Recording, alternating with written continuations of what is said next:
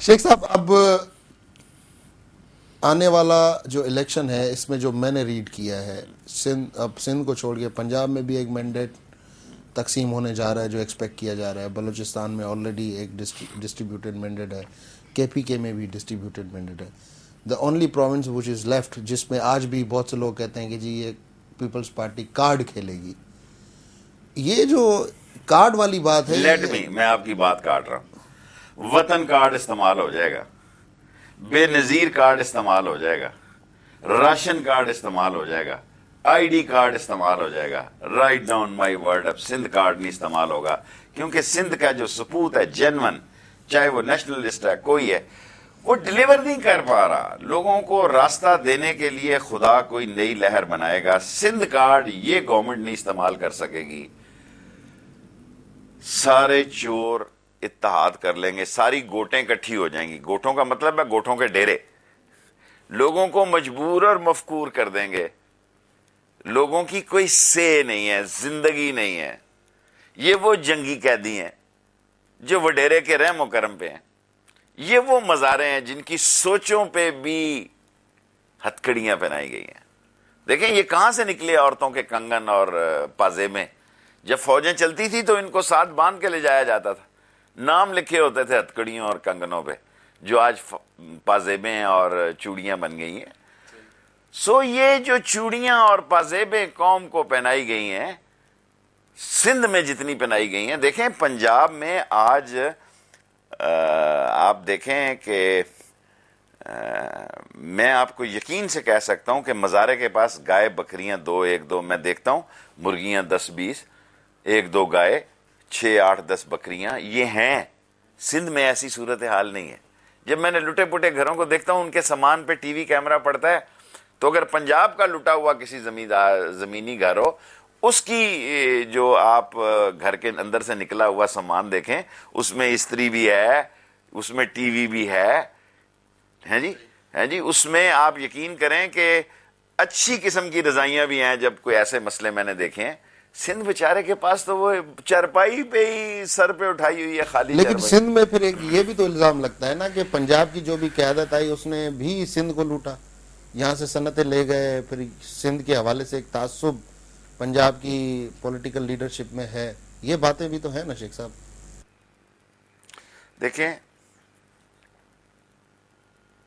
सोच की बात है। अगर सिंध ये फैसला कर ले, सिंध का गरीब हारी जमींदार, वडेरे की बात नहीं कर रहा, सिंध का लाइफ कल्चर डिफरेंट वडेरे और मज़ारे का बहुत ज्यादा है। क्योंकि बाकी सूबों में जिसके पास बाजू है उसके हाथ में तलवार है, उसके पास गन है, और यहां जो है डाकू भी जो है वो बड़े वडेरे के इन्फ्लुएंस में है और गरीब को वो इस्तेमाल कर रहा है। वहां जो है अगर डाकुओं का भी ग्रोह है तो उसने इंडिपेंडेंट अपना ग्रोह फॉर्म किया है। सो मैं सिंध के लोगों को बहुत जीनियस समझता हूं, उनके कल्चर को रिच कल्चर समझता हूं। इस तरह नहीं चल सकता मुल्क। बेशक ये सारे वडेरे और सारी गवर्नमेंट और सारी ताकत इकट्ठी हो जाए, आउटपुट इसका गलत निकलेगा। आपने कहा जैसे मज़ारे और इसका एक डिफरेंस आपने बताया, लेकिन इस वक्त पंजाब में जिस तरह के वाकयात होते हैं रिपोर्ट, तो पंजाब तो हमें एक पुलिस स्टेट नजर आता है। कोई पुलिस स्टेट नहीं है। पुलिस को तो लोग आजकल बताते ही नहीं पंजाब में। मैं खुद महल्ले में 1-2 केसेस का मैंने सौदा किया, फैसला किया, सौदा ही हो गया ना जी। सही, बिल्कुल। किसी एक गली से बच्चा उठा के मैंने 4 गली के बाहर पेमेंट करवाई है। वो कह रहे जी अगर पुलिस जाओगे तो मार देंगे इसको। सही नहीं, लेकिन लोग अब आप इस मुल्क की हालत देखें। जेल में जाने के बाद कई लोग ऐसे हैं, कहते हैं हमारी जमानत ना कराना, इधर सुखी है, हम रोटी मिल रही है, बिजली है, पानी है, राइट टाइम पे रोटी मिल रही है। वायद पाकिस्तान में जगह जगह जहां सही टाइम पे खाना मिल रहा है, या गरीब का कोई दस्तरखान पे खाना मिल रहा है, किसी के जो खैराती खाने लंगर लगे हैं, या जेल में मिल रहा है। बाहर तो लोगों को बड़ी जुस्तजू करनी पड़ रही है जी। आप देखें मामूली से मामूली लोग मेरे पास कई दिन है, आई स्वेयर मैं बावजू हूँ इस वक्त, मुझे लोग आके कहते हैं जी 1200, 7,000, 8,000 तनख्वाह है, ये 1200 बिल आ गया, 2200 रुपया बिल आ गया।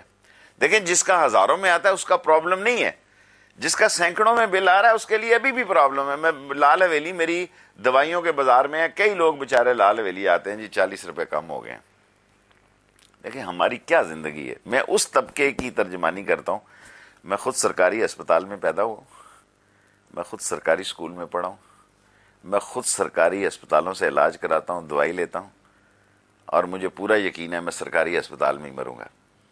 हमारी जो तर्जमानी कर रहा है क्लास, उसके ना पैसे यहाँ है, ना उसका कारोबार यहाँ है, ना उसका इलाज यहाँ है, ना कर। मैं अब जरा लीडर बन गया हूँ थोड़ा सा इन दिनों, ज्यादा ही मेरा ख्याल वजीर से भी ज्यादा लोग। मैंने जाना लंदन, आप यकीन करें मुझे हैरत होती है, मैं लोगों के चेहरे की तरफ देखता हूँ, कहते हैं शेख साहब जा रहे हैं, चाबी लेते जाना अगर वहां लंदन में। आज से पहले मुझे जिंदगी में किसी शख्स ने यह नहीं कहा कि यार तू लंदन अमेरिका जा रहा है, यानी हमारे लोगों के वहां फ्लैट खाली पड़े हैं। तो मैंने कहा सर जी उधर को उसने कहा आप डोंट वरी, आप जाएं आपको सब कुछ मिलेगा, सब कुछ मिलेगा। यार अंदाजा करो, एक आदमी की छत टपक रही है, वो 2 किलो सीमेंट ला के उसको ठीक नहीं कर सकता, और एक हमारे तर्जमान है कि उनके फ्लैट खाली पड़े हुए हैं। मैं स्पेन में गया, मैं खुदा को हाजिर नाजिर जान के कहता हूं, मैं 2 रातें स्पेन में रहा, तो वहां ये लड़ाई हो रही थी कि हमारी तरफ रहेगा या उसकी तरफ रहेगा। लोगों ने वहां भी डेरे खोले हुए, और पाकिस्तान के भी खुदा के खौफ खाओ यार, असल हमारा डेरा ये है, असल हमारी ममता ये है, असल हमारा जीना मरना ये है। शेख साहब आप ज़रा थोड़ा हम इंटरनेशनल जो हालात इस वक्त बड़ी तेज़ी से तब्दील हो रहे हैं उस पर ज़रा बात करने। नेटो सप्लाईज बंद हैं, बड़ा प्रेशर है, और ये महसूस किया जा रहा है कि आने वाले दिनों में शायद पाक यूएस रिलेशंस को एक हमवार सतह पे लाने के लिए ये सारी जितने भी हमने स्टॉपेजेस लगाई हैं इनको खोल दें। आपका इस पे क्या मौक़िफ़ है, और स्पेसिफिकली फॉरेन पॉलिसी पे आपका क्या मौक़िफ़ है? Okay, very good question. देखें, हेयर इज ए बलोचिस्तान, जो शोरश ज़दा इलाका, अमेरिकन कह रहे हैं, ठीक कह रहे हैं। नक्शे में देखें, यहाँ ये है ग्वादर, अगर यहाँ एक 70 मिलीमीटर की आप तोप लगा दें, ये सारा दुनिया का पेट्रोल की नकलो अमल ख़त्म हो जाती है। बेसिकली हमारा जो कुल सियासत है पैदागिरी की है, हमारी फॉरेन ऑफिस की पॉलिसियां भी हमारा जगह टैक्स हैं। आज से नहीं, लियाकत अली खान से। कौम मुझे माफ रखे, सच सुनने का जज्बा पैदा करे। सारी दुनिया ड्रोन ड्रोन ड्रोन कर रही है, बिल्कुल ठीक है। हमारा सारा किरदार ही ये, हम बिकाऊ माल थे। ये U2 जो है, ये बड़ा बेर से जब उड़ते थे उस वक्त साइंस ने तरक्की नहीं की थी। ये U2 यहां से उड़ता था, ऊपर जाके बड़ा बेर से इसको टेलीकम्युनिकेशन, उसका बस की जो डिवाइस थी वो अमेरिका जाते थे, फिर वहां से सारी। अब साइंस इतनी तरक्की कर गई है कि ड्रोन यहां से उड़ता है, अटलांटा से इसका बटन दबाया जाता है। कौम इसको समझती है कि ये ड्रोन खुद मार रहा है। अमेरिका में बैठा आदमी अटलांटा हेड ऑफिस में इसका बटन दबाता है, यहां से ये बम यहां गिर जाता है। वो देख रहा है कि नीचे क्या, 20,000 की बुलंदी पे 40,000 की बुलंदी। इस वक्त 200-300 जहाज हमारे ऊपर से रोजाना गुजर के हम ब्रिज हैं। This is a Pakistan. देखें इसका नक्शे, आप देखें, जबरदस्त नक्शा है इसका। ये बलूचिस्तान 5-6 तो इस वक्त बनी हुई बंदरगाहें हैं, जिन पसनी है, ग्वादर है, मारवाड़ी है। इस वक्त इतनी दुनिया की अहम बंदरगाहें यहां बन सकती हैं। हमारे पास ना माल है, ना एक खौफ है कि हम ये। फिर दुनिया की सबसे बड़ी तरक्की का राज बलूचिस्तान के अंदर छुपा हुआ है। सैटेलाइट के जरिए वर्जिन जमीन है पाकिस्तान की, एक एक माइन, एक जगह की खुदाई पाकिस्तान का नक्शा बदल सकती है। राइट, 4 इस्लामी मुल्कों में इनकलाब आ चुका है। 4, वो जो कहते थे बहुत बड़ा टार्जन था, कर्नल कजाफी को मैं 2-3 दफा मिला वो टेंट में, और ये मेरे से वो बड़ा मुतासर था। 2 दफा मुझे भेजा गया, तो मरते वक्त क्या था, एक सोने का पिस्तौल था। देखिए ना, हम कितने सादा लोग हैं यार, हमसे इंटरनेशनली भी फ्रॉड होता है। यासर अरफात आता था, मैं उसका मेहमान अफसानदारी, तो हमें डरा के चले जाता था। मैं कहता था यार ये बड़ा मुजाहिद आदमी है, हम बड़े भोले लोग हैं। और बाद में पता लगा उसके अकाउंट से 8 बिलियन रुपए निकले, और एक औरत जिससे उसने शादी की थी 4 के 6 बिलियन US$ उसको ही देने पड़ गए। क्या हुआ उसनी मुबारक का। और ये बढ़ता हुआ तूफान आ रहा है, ये बढ़ता हुआ तूफान आ रहा है। ये कहां आके रुकेगा मैं कुछ कह नहीं सकता। यमन में आ रहा है, जॉर्डन में आ रहा है, सीरिया में आ रहा है। ये पूरी एक लहर है। और जो अफगानिस्तान का मोस्ट सेंसिटिव मसला है, देखें, हर आदमी अफगानिस्तान के मामलात की, उसकी जोग्राफियाई पोजीशन, वहाँ कोई कॉटन टेक्सटाइल तो नहीं है। जितना ये अफगान ट्रांजिट है, ये तो पैदागिरी का सारा मसला है इनका। सब पाकिस्तान के कस्टम ऑफिसर खाते हैं और वहाँ का अफगान खान खाता है। मैं इस पॉलिसी का हामी हूं। हमें ये नहीं लड़ना चाहिए कि देखें, अगर अफगान को तकसीम करने की पॉलिसी है, शमाली और इधर पख्तून और गैर, स्विट्जरलैंड टाइप का कोई फॉर्मूला, स्विट्जरलैंड तो जब बनता है जी, ऐसे ही हम ख्वाब देखते हैं। हाँ जी, जो वोट लेगा सखर से वो कहेगा मैं इसको वीनस बना दूंगा। हाँ जी, और मोंजोदाड़ो बना देगा वो। हाँ जी, मोंजोदाड़ो भी बना दे तो मुझे खुशी हो।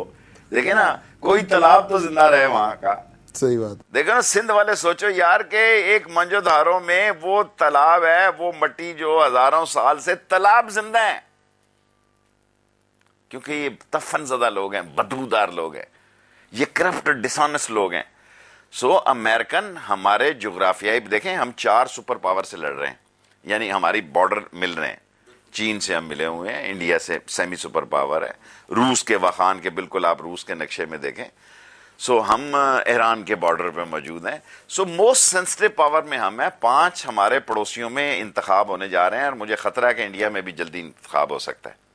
अमेरिका में होने जा रहे हैं, चीन में होने जा रहे हैं, रूस में होने जा रहे हैं, फ्रांस में होने जा रहे हैं, पाकिस्तान में होने जा रहे हैं। सो ये जो गोश्त जो है एक इंतशार और खलफशार का शिकार है। अमेरिकन ने वहां से अगर निकलना है, हमारा असर खत्म करने की कोई कोशिश कामयाब नहीं हो सकती। लेकिन बदनसीबी ये है, हमारा कोई इस्लामी मुल्क हमारा हाथ नहीं पकड़ रहा। हम जो इस्लाम के बड़े चैंपियन बने हुए हैं, हम बड़े इस्लाम के ठेकेदार बने हुए हैं, नाम इस्लाम का नाम लेते हैं और छावनी इस्लामाबाद में डालते हैं। सही। लेकिन सर देखें, अभी जो हमने एक ट्विस्ट देखा नया, जब शाम के खिलाफ करारदाद आई थी सिक्योरिटी काउंसिल में, पाकिस्तान ने वोट दिया, चीन ने उसको वीटो कर दिया। देखो, ये खानदान भुट्टो खानदान के लिए शर्म का बायस है। ये वो खानदान है, देखें हमने, क्योंकि हम जो हैं वो, मुर्तज़ा और मेरी कॉलेज लाइफ मुझसे जूनियर था। सिंधियो देखो, 4 जवान लाशें गड़ी खुदा बख्श में पड़ी हैं, और मुर्तज़ा की जवानी शायद आपने नहीं देखी, मैंने देखी है। हमारा थोड़ा डिफरेंस था। कितना खूबसूरत जवान था, आपको शायद अंदाज़ा नहीं है। और घर से 300 गज के फासले पे मारा गया, और कई घंटे तक लाश नहीं उठाई गई। वो भुट्टो का बेटा था। 5 जवान लाशें पड़ी हैं, इक़्तिदार किसी और को मिला है, पैसे किसी और को मिले हैं।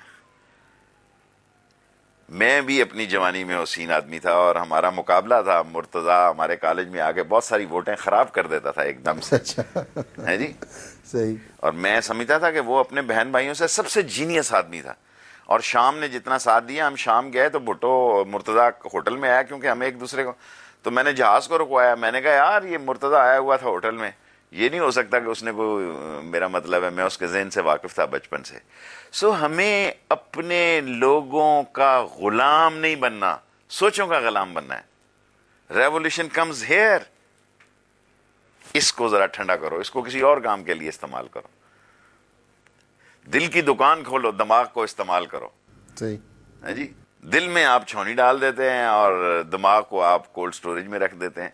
ये लोग, हमारी एहसासात और जज्बात और गैरत, ये हमारे लोगों की है। इन लोगों का मफाद ही इज्जत है, मफाद ही जिंदगी है।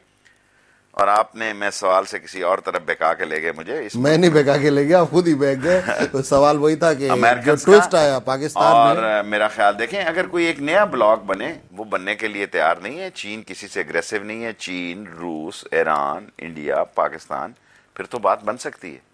अगर ये नहीं बनता, देखो ना, 42 मुल्क पड़ोस में आपके जंग लड़ रहे हैं। अब 42 मुल्कों से टक्कर तो नहीं दी जा सकती।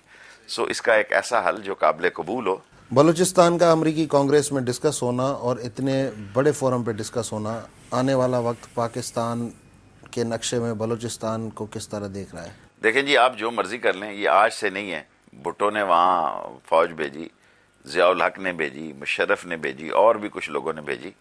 सो दुनिया में हर जगह शोरश है। हमें वहाँ उनके दिल जीतने चाहिए, आम लोगों की मदद करनी चाहिए, आम लोगों की लाशें नहीं फेंकनी चाहिए, आम लोगों पे जुल्म नहीं होना चाहिए, तरक्की होनी चाहिए। और ये चोर तरक्की के नाम पे लूट रहे हैं, इनका कला कमा होना चाहिए।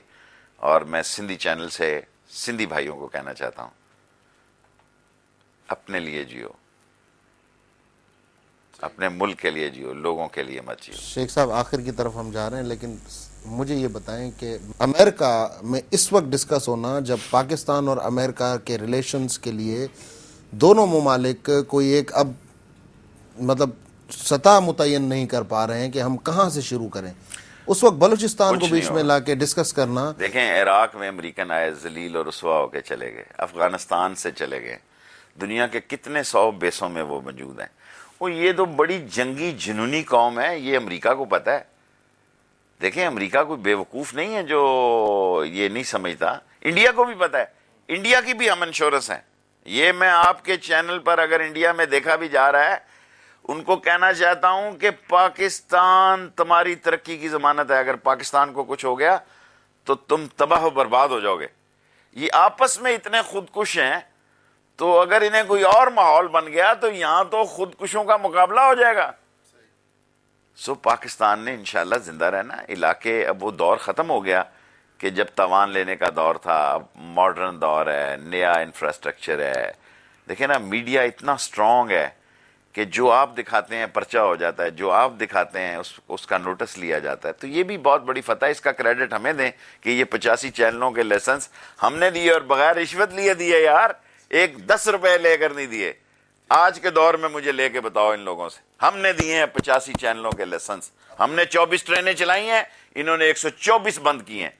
हर आदमी को मैं चैलेंज करता हूं, हमारा मुख्तसर तरीन रेलवे का दौर था, उसी बजट में हमने 24 ट्रेनें चलाई हैं। सिंध में देखें कि हमारे दौर की ट्रेन बेहतर थी या आज की ट्रेन बेहतर है, फैसला आपका है। चलें सर, आखिर में दिफाए पाकिस्तान कॉन्फ्रेंस में शेख रशीद क्या ऐसी बात करने जा रहा है कि जो लोग आप एक्सपेक्ट करें कि लोग उसको वेलकम करें? मैं तो पुरानी बात कह रहा हूं यार, पुरानी बात ही कह रहा हूं कि इन चोरों से ना आइन जान छुड़ाएगा, ना अदलिया जान छुड़ाएगी, ना फौज जान छुड़ाएगी। ये बहुत बड़े इंटरनेशनल क्वालिटी के चोर और डाकू हैं, इनसे हमें मिलकर जान छुड़ानी होगी, वरना हमारे आज तो हम जलील और रुसवा हो रहे हैं, तबाह और बर्बाद हैं, वरना हमारे बच्चों की हड्डियां भी बिकेंगी, कफन भी बिकेंगे, और हमने भी मरना है। तो शायद ये कफन चोरों का दौर है, जंगला लगा के मरना कब्रों पे, अगर रात को कोई हड्डी निकाल के ना ले जाए। ठीक। अच्छा सर, आप जो जलसा करने जा रहे हैं, देखें जब खान साहब आए थे तो उनके जलसे में हमने एक बात नोट की कि उन्होंने सबको तनकीद का निशाना बनाया, लेकिन मुत्तहिदा कौमी मूवमेंट पे उन्होंने एक लफ्ज़ भी नहीं बोला, और वहाँ से भी भाई ने जो है वो वेलकम किया उनको। कराची के जलसों के हवाले से कहा जाता है कि इनकी डिपेंडेंस MQM की सपोर्ट पे होती है, क्या आपकी कोई इस तरह की बात हुई है? आप यकीन जाने कि रात इशरत अब्बाद साहब को मैंने फ़ोन किया, इन लोगों को शिकायत थी कि हाफिज़ सईद साहब को कि हमारे बैनर उतारे गए हैं। बाबर गौरी को मैंने फ़ोन किया, 2:45 बजे इशरत अब्बाद साहब से मेरी बात हुई है, गवर्नर साहब से। इनफैक्ट ये शहर की एक ताकत है MQM। सो कोई आदमी नहीं चाहता कि बदमज़गी पैदा हो, और वो खुद भी बड़े समझदार हैं, मेरा मतलब है। देखें ना, इस दौर में भी उन्होंने अपने मामलात को, अपनी सियासत को, कहां गया आपका जुल्फकार मिर्जा? मुझे तो कहीं नजर नहीं आ रहा। एक दफा जुल्फकार मिर्जा आया और छा गया। आज जुल्फकार मिर्जे का कहीं मैं फोटो देखने को तरस रहा हूं कि किधर गया वो बंदा। सो हमारे साथ जो है कराची में आते वक्त, देखें आप ये तो माने ना कि हर पार्टी कराची में आके जलसा कर रही है, इससे पहले ऐसा नहीं था। सो जितना आपको मिल जाए वही बहुत है। सो ये जलसा कराची में MQM की मदद और सपोर्ट के बगैर हो रहा है। अगर कौम को और आपको मुझ पर एतबार है तो आप यकीन करें। ठीक है सर, बहुत शुक्रिया शेख रशीद साहब, आपने हमें टाइम दिया। नाज़रीन, शेख रशीद साहब जी ॻाल्हि ॿोल तव्हां ॿुधी। अॼो के सेशन में एतिरो ई। इंशाल्लाह वरी ॿिए कंहिं मौक़े ते शेख रशीद साहब सां मुलाक़ात थींदी त कुझु वधीक ॻाल्हि ॿोल शेख साहब सां कंदासीं। शौक़त ज़रदारी खे ॾींदा इजाज़त। अला भाई।